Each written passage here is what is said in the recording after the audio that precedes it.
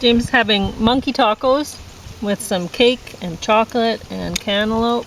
I'm going to talk about wildlife, which you can see Jake Gyllenhaal is in it, and directed by Paul Dano, screenplay by Paul Dano, and MacGyver. This is the first season, disc 2. And look at MacGyver's hat. That's awesome. So, is it a Flames hat? It sure is. So, is he James Canadian? Yeah. So James had a whole bucket. I harvested more than a bucket full because I couldn't have possibly put this into the bucket. From his Victory Garden in the back today. That's what all I harvested from my peat bell row. I'll show you something really cool here. So, and then we'll get talking. So if you look at corn, it's really interesting, isn't it, how many different kinds of corn. This corn just has this kind of golden regular tassel or silk, and anyway, this one here, look at that dark flower up there, and you look at these ones here and they have pink. Isn't that pretty? Pink, but they're pretty much regular kind of flowers. So, and the ones that the deer liked the most were these Japanese stars and stripes corn with the pink in the leaves. Boy, they just took them right down. So there's one here. It's starting to go put on a tassel, but I don't know. I don't know if I'm going to get to have seeds from them. We'll see. I hope so. And anyway, let's get talking, and I'll get weighing the stuff. It's amazing how these bananas didn't tarnish. You've had them.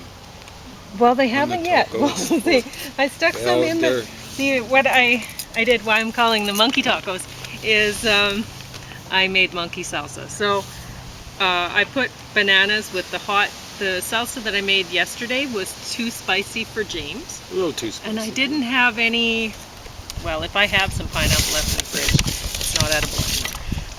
So I didn't have anything to sweeten it up with. And I thought, well, one thing I have a lot of right now, tomatoes and bananas. So we'll see if hot salsa can be sweetened up with bananas, okay? If so, yay. If not, whatever. Oh, hello. Got a ladybug there? No, it's a great big daddy long legs. Well, you know how daddy long legs, they're really not very big at all, but their legs are long. I hope he gets out of there before it gets crushed. Oh, he went somewhere that way. I think he's fine. So, you might be wondering how much I'd weighed yesterday while I was talking. And 2, 4, 6, 7, 8, 9, 10, about 12 pounds. So, that was a lot of tomatoes yesterday, and it's going to be a lot today. But before I get weighing tomatoes, I'm going to talk about this. So, when I saw this on the shelf at the library, I thought, oh, this is going to be great. And you know what? I loved it. It's, I'm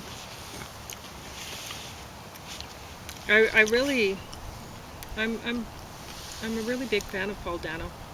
He's good. And both James and I love Jake Gyllenhaal, however you pronounce his name, I don't know. And his sister, and we were talking about it. Where's his sister? We haven't seen her in a long time. We haven't seen him in a long time, really, either. This is true. Hollywood, get on the stick. Get people who can great. actually act.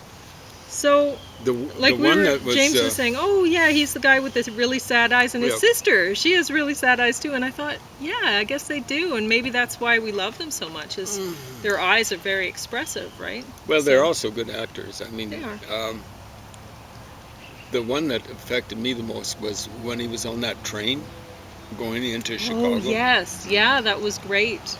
Yeah. And the one that affected me the most was when she was with that guy who plays, he was like really obsessive compulsive or something like that, and he was her boss and kind of had her. Oh yes, yeah. She looked so sad, you know. And it's funny because I didn't, and that was, what's his face was the boss in that. And I'd seen that years ago, and I didn't realize it was her back Yeah. then. But then we watched again later. Now, what's his name? I love him too. He's awesome. He was made for that role. He was I'm made telling for you. it. Yeah, he's very much. I think he must be. OCD. I think so. Yeah. Unfortunately, I think he might be OCD eater because he ended up. Yeah, I know. You'd never recognize him as being the same person Oh, he's still very handsome. in a way, but kind of guy who has to wear those big great coats and stuff I like know. that. Yeah, He ended up being, I think, a detective or something like that on the Oh TV no, I think no. He played a lawyer. Lawyer. There. A lawyer. Yeah, that's And that better. works, because the jackets, they Yeah, exactly. suit coat, they're made for people to just get bigger, and they all look Guys. about the same, right? And he's very articulate, right? Oh, he is. He's wonderful. Well, I can't think of the name of the movie, which I love. But anyway, James and I are on the same wavelength here. I knew pretty quickly about which one he was talking about. Yeah, But yeah. she was great in that. Anyway. So, but both these Gyllenhaal siblings, they're very, very good actors. And they should be used more. Mm-hmm. We would like to see more of them. Get on the stick, Hollywood. So, anyway, what was I going to say about this movie? I guess it's supposed to be set maybe, in the 60s or something? That's what it's saying. It looks like the early 60s. Does it say that? It says that somewhere yeah. in the back. Within a 1960s Montana household. Yeah. Okay. And Well costumed from what I can tell. perfect. Hairstyles, Yeah. car styles, stuff like that. Very believable. And you can understand there's problems in the household, and you can kind of understand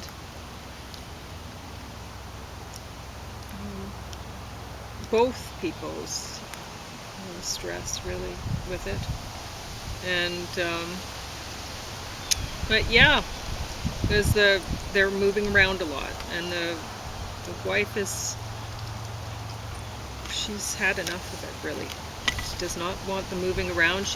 Her husband wanted her to stay at home with the son and stuff, and she's realizing, well, somehow the bills have to be paid, so she's out again, and she doesn't want this life. She's very frustrated. Moving around when a person you can doesn't feel have much money is. Yeah. So, and then she's in this town that she does not want to be in. And so you can kind of, They'd have a few in Montana. as much as she, you might not like what she ends up doing and stuff like that, you can understand it. And it's interesting.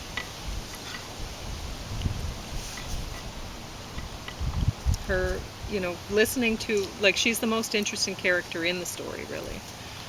Because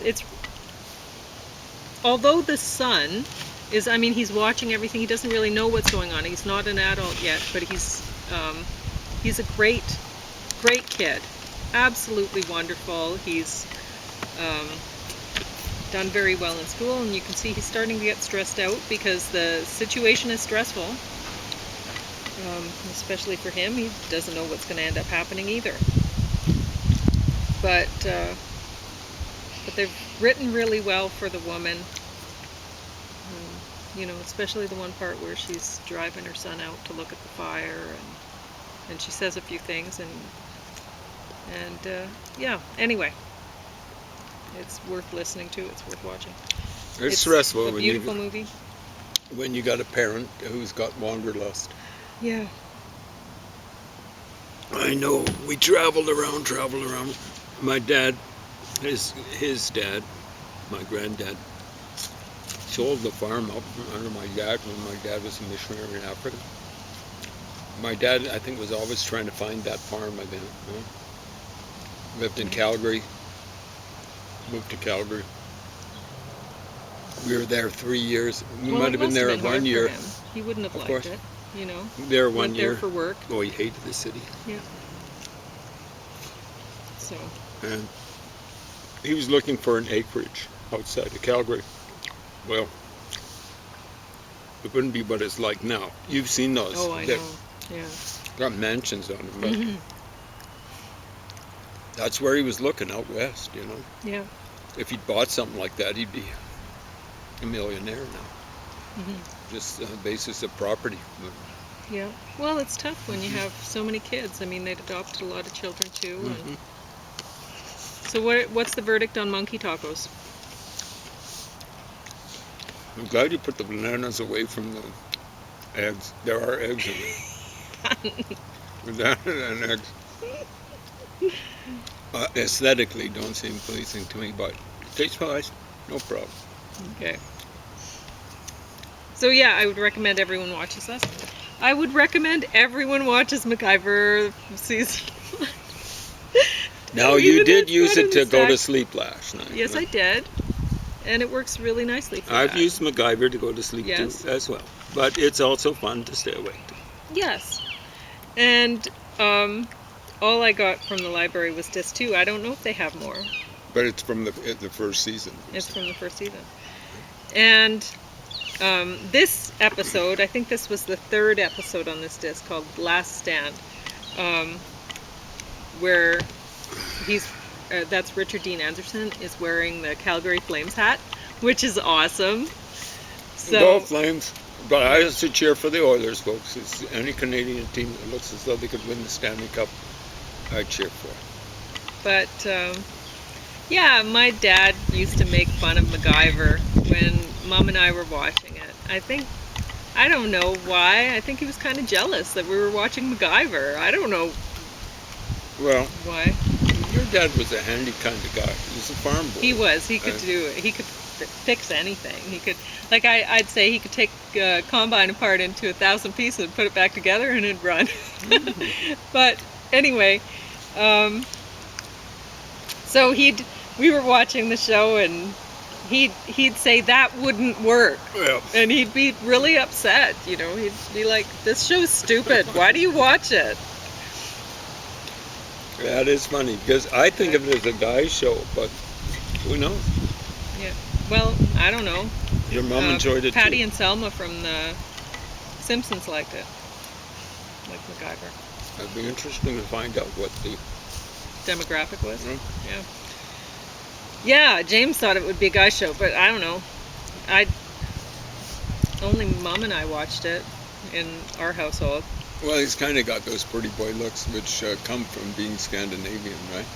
I don't. Scandinavian guys got the wee small noses. I don't know. I guess some people might. I like that he's kind of making fun of the role in the show while he's doing it. You know, it's like one episode on here. Oh yeah, the casino one. So the heist. He dressed up. He's going to go into a casino and gamble. He's going to cheat to win, and he puts on the suit, and the woman says, "You look like James Bond," and he says, "I feel like James Bond," and then he's looking in the mirror a little bit, and he's trying to fix his hair, and it's just popping back up again, crazy, you know. And he's like, you know, or whatever. But yeah, it's funny the way they really got the best actor that they could for MacGyver. He just works in this role like crazy. And maybe not in anything else. Yeah, we were talking about Stargate. SG-1, and he's not great in that, you know. It's a silly show, but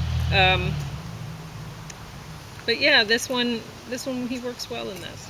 And it doesn't matter, like, I don't know why my dad didn't get it. It doesn't matter that the things that he's coming up with to save the day or whatever, it doesn't matter that they're silly. In fact, it makes it better that they're ridiculous absolutely. sometimes. Yeah, it's become a term, MacGyver something. Isn't Yeah, it? everybody after this show, people would say, "Oh, I'll just MacGyver something," right? So it became a new word in our language to MacGyver something.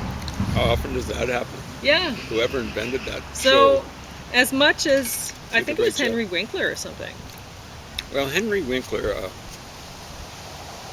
who made fawns kind of like a byword, didn't he? I might be wrong. You might want to look that up. No.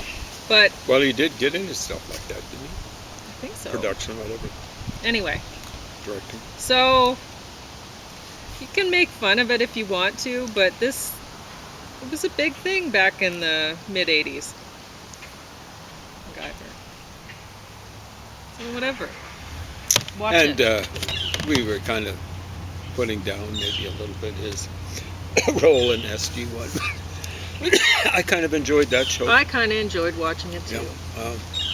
I didn't really see it as being This is lettuce. ultimately canned. Oh. Yeah, you can eat it if you want to. It'll taste extremely bitter. But I think I'll avoid that. I was picking tomatoes and I saw this and I thought, it was tired and I was just thinking it was sow thistle, and then I pulled it and I'm like, oh no, that's lettuce. When you picked it up, I thought it was So neat. yeah. I thought you'd pulled it off. But it was almost side of it. ready to bloom. Oh. But I don't know if it would have had time to set seed anyway. We'll see what the season. I mean, we've been very fortunate so far. Most of the time, most years we wouldn't be able to be doing this, the tomato weighing right now. This is kind of like a It's a treat. late August day, really. Without the wind, or with very, very little But wind. that's what happened this season, is the spring came later, spring into summer. So I was having to pull tomato seedlings out of the house, onto the deck, back into the house during the, so every day pull them in and out and in and out. And then finally, the weather, okay, it's good enough to plant. And there were a few days there I was like, You were wondering, right? I had it- fingers and toes and my eyes crossed. 'cause it was just staying cold for so long. But honestly, so it's really, the season just shifted. So Looks now like- we're getting a longer Fall. summer into fall. Well, summer, yeah. Yeah, and you know what? It's working out great. So and far. honestly, I think it's worked out better this way because I was able to pull the seedlings in and out of the house. Whereas, I mean, you can't do that in the fall. You can't when it's cool the other way, Oh, man. right? Yeah, you couldn't. What can you do? You're kind of stuck. Seedlings are one thing. Yeah. The plants are already planted. So James is going to talk to you about whatever now, and I'm going to be weighing tomatoes because it's fun. It's good That's to know having how so many much you fun have. eating the. Can you find something more to talk about, Robin? I can talk about some of the silly things that happened in MacGyver, I guess. Okay, so there was one, the heist. He's putting. I guess I'm giving away stuff, but Doesn't matter. it doesn't really matter. You're gonna watch You've it seen anyway. these shows anyway. Yeah, if you're you old have. enough, Everyone's seen them. Yeah. So he's putting the diamonds down. He's in a skyscraper, and the person has the penthouse or whatever apartment, and so he's having to get the diamonds down to his vehicle. He only has a matter of just a couple minutes to get this to work, and it's 200 pounds of diamonds he has to get down and out and gone just in a matter of a couple minutes. And the woman's like, how are you going to do it? Well, this is how he did it. He put it down the eaves trough, so they just flew down into funneled into the trunk of his car kind of thing or whatever. Well, I don't think that there are any skyscrapers that have eaves troughs. Are there? New York, Chicago, old ones. Some skyscrapers are way more than 100 years old. I don't think they have eaves troughs. Old ones, probably. They have flat roofs. Some of them might have had, I don't know what the old ones were like. They date back to even before 1900, right? Okay. Well, I don't think this was an old one. That was not. But like I said, it doesn't matter if it's believable or not with MacGyver. And when it's not believable, it might make it better. So, it doesn't matter to me that it didn't work that way. It was still entertaining. So, anyway, what else could I talk about here? Well, I like the flaming rope. That was nice. It wouldn't have been great to actually climb down, but It wasn't flaming while they were climbing down it. Anyway. Put those in there, and then I can do this. So, James is done with that.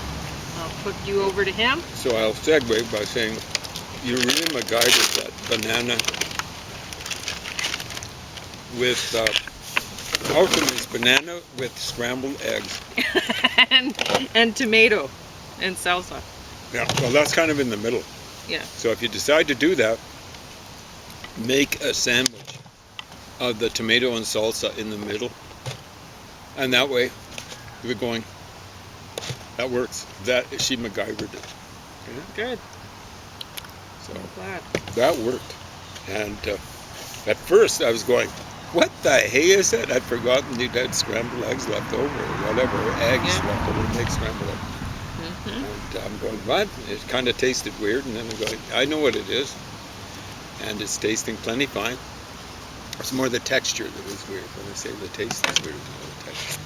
It's just, I wasn't expecting. Plenty fine, folks. So. Alright, so James is going to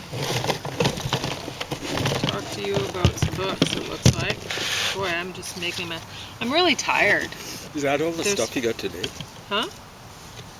You got that stuff today? Yes. And I still haven't done the tunnel. What do you say? This might be a record if you actually get around to doing the tunnel today. But we're going from the fine, Pauline's MacGyver tacos, to the funky, and funky means apparently smelly. So this is more smelly than cool. Smelly rather than cool. So it's done by, I was warning you about this book yesterday, maybe the day before, Thomas Powers. Here's a picture of this fine and funky, funky individual, and then we fine and all. Right there. Published 1979. Let's see if I get that right. Zip. 1979. Remember that correct. Dates are important, even when it comes to when books are published. So, the man who kept the secrets. Richard Helms and the CIA. So here's a picture of Richard Helms swearing to tell the truth and nothing but the truth. You notice I left out the whole truth? Doesn't we left out the whole truth? And that's part of him keeping the secrets. So the funny thing is, you look at this picture, is this guy, how would you describe his expression, this guy? Is he grimacing, or is he smiling, or is he both? He looks fine. Yeah. To me it looks as though he's kind of grimacing, kind of smiling. He looks kind of superior, you know, like, you think you're swearing me to tell the truth, the whole truth, and nothing but the truth? I'll tell you the truth and nothing but the truth. Not tell the whole truth. And this guy makes it clear that the CIA, when they were involved with these hearings, this is Senator Sam Ervin, who figured prominently in the Watergate scandal. He wasn't part of it. He was looking to try and get hold of the guilty parties, and I think they got hold of someone.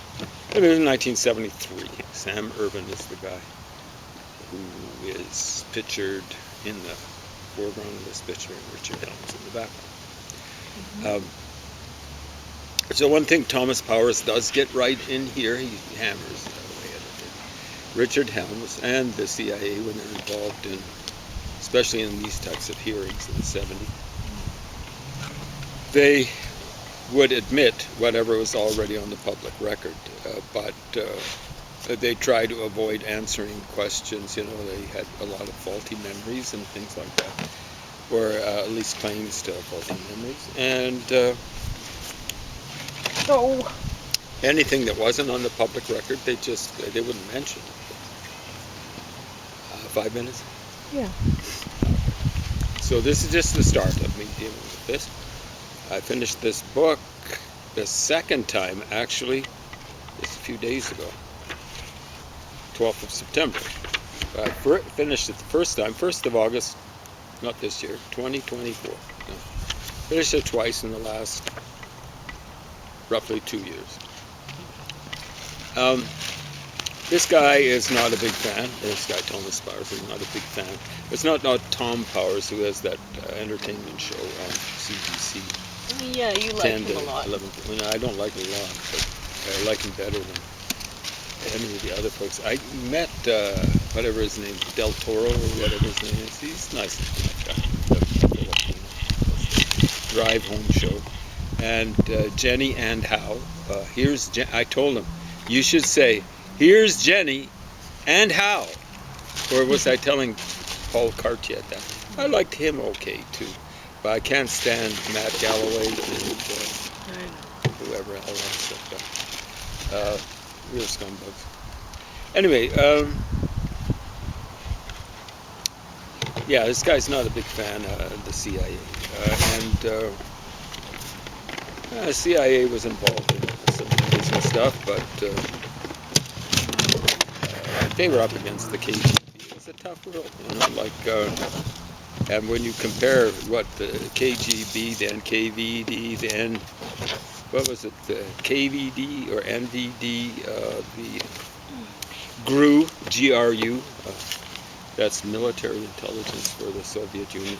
When you look at what those scumbugs were doing, the CIA comes across as being like, this guy often used the term Boy Scout. The CIA really was, relatively speaking, really, by comparison with the KGB and so on and so forth, they were Boy Scouts, and like Puritan Boy Scouts or something. That's by comparison. Okay? So, I don't put words in there. The main, so I've started reading it a third time. So there's a couple of chapters here, I've gone, at least one that I've gone through a third time, and it's about Watergate. And I've said before, and I'm pretty sure I said it before, Trucker Carlson, I like calling him, was accusing Robert Woodward of being a CIA agent and doing bad things to Richard Nixon. Now, Richard Nixon was a bad guy, and Bob Woodward, relatively speaking, was a good guy for helping nail Richard Nixon. It's too bad Richard Nixon wasn't impeached successfully and is sent to a long term in jail. He's a mafia mole. So I got a lot of Southern Cherokees California. to pick today, you can see. Pretty And nice, eh? this one's the smallest one, and it's all wonky, and you can Gotta see. eat that one quickly, right? Yes, and this one worked out perfect. This one worked out perfect. These two, perfect again. Yeah. But see how that one's split, and they'll have to be this eaten one's quickly. split That one all over. particularly, Yeah, beautiful. Yeah. But they have to be They eaten go- right away. We have found that in the past with the Cherokees. They just, Some of them end up looking almost like star fruit or something. yeah. Anyway, so I'll, named star fruit. The peat bale on the end there. Is that Cherokee? yeah, well, it probably is. We'll see. Yeah. Hi. Hi. So we got 2 pounds, 7.4 ounces just in Cherokees today. 2 pounds? Yeah. 7